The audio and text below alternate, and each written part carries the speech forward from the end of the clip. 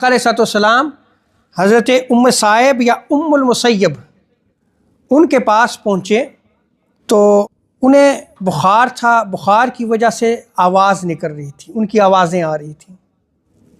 तो हुज़ूर अलैहिस्सलाम ने इरशाद फरमाया, आपको क्या हुआ है, क्यों आवाज़ें निकाल रही हो? तो उन्होंने कहा, बुखार है या रसूल अल्लाह, अल्लाह ताला इसमें बरकत ना दे।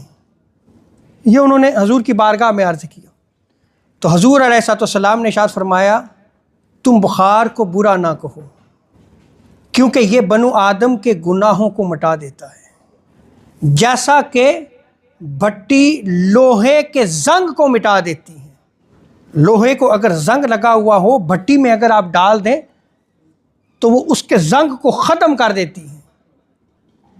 इसी तरह जब बंदा मोमिन बनु आदम जब बीमार होता है, उसके गुनाहों को रब ताला जो है वो मिटा देता है।